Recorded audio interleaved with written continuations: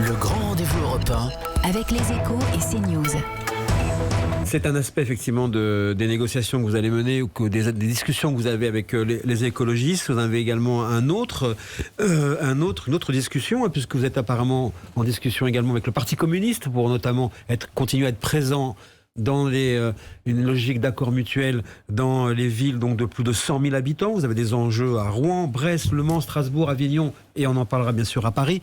Est-ce que ces négociations, vous les confirmez? Est-ce qu'elles vont aboutir selon vous? Oui, bien sûr, je les confirme. Elles ne sont pas secrètes. Non, mais c'est bien d'en parler. Oui, je le confirme. Je confirme même que je souhaite en fait les accords les plus larges possibles dans toutes les villes de France, qui associent encore une fois l'ensemble des forces de gauche et les forces écologistes, parce que ensemble, nous avons la capacité à être le premier pôle dans la vie démocratique française. Et que personne aujourd'hui n'est en capacité de gagner seul. Et donc, ça suppose un peu de raison, y compris d'abord pour entendre les gens qui ont besoin de nous. Et que ce n'est pas l'égoïsme partisan qui fera grand-chose. Vos stratégies n'ont pas toujours été gagnantes. Nicolas Barré. Au fond, est-ce que ça n'avait pas été un peu une erreur d'abandonner la tête de liste aux dernières européennes à place publique? Quand on fait le bilan 6 mois après, qu'est-ce que ça a apporté au Parti socialiste? Mais vous y voyez une erreur, j'y vois une première marche. Je n'ai pas m'arrêter. Vous ne croyez pas que... Ça a apporté quoi au PS? Mais ne croyez pas que je vais m'arrêter là. Qu'est-ce qu'on a voulu démontrer dans cette élection? C'est que nous étions non pas seulement responsables d'un parti politique, ça, c'est bien, et ça devrait être la préoccupation première de tout premier secrétaire, c'est ma préoccupation. Mais je me sens responsable d'autre chose, d'un camp politique. Et ce camp politique, il comprend toute la gauche et l'écologie. Pourquoi je dis ça? N'arrive pas à s'additionner aujourd'hui. Pourquoi je dis ça? Parce que si on était simplement à vouloir défendre étroitement nos intérêts, et que chacun faisait de même, mais on connaît la suite du film. La suite du film, c'est que nous n'avons pas de mairie, nous n'avons pas de département, pas de région, et qu'à la présidentielle, le deuxième tour, c'est effectivement Macron-Le Pen. Mais ça a vraiment élargi votre camp, cette alliance, avec Place Publique? Nicolas Barré, ne vous faites pas plus sourd que vous ne l'êtes. Je viens de vous dire que c'était une première marche.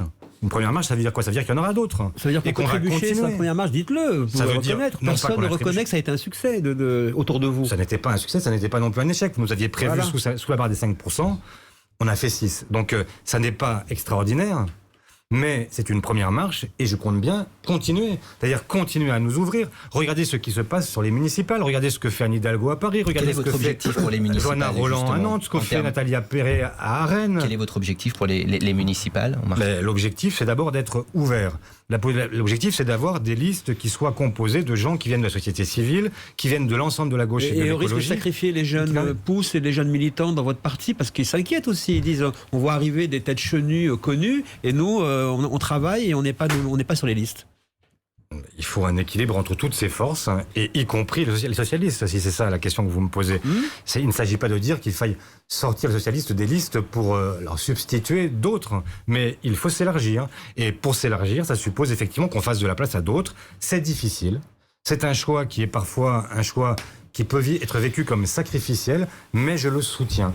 Parce que je considère que notre responsabilité, c'est précisément celle d'un camp politique. On ne fait pas de la politique exclusivement pour avoir plus de permanents, ou avoir un parti avec de plus beaux locaux, etc. Non, on fait de la politique pour que les choses avancent. Pour qu'elles avancent, il faut gagner. Pour gagner, il faut s'élargir, il faut rassembler. Et moi, je ne suis pas de ceux qui sont là simplement pour porter témoignage. C'est bien le témoignage, mais je ne suis pas uniquement dans la résistance, je suis pour l'action. Vous avez dit tout à l'heure, parti de gouvernement. Oui, je revendique le fait d'être un parti de gouvernement, donc des gens qui veulent agir, parce que si vous avez un modèle français qui est celui que vous connaissez aujourd'hui, c'est précisément parce que nous avons gouverné ce pays pendant de longues années. Le grand rendez-vous européen avec les Échos et CNews.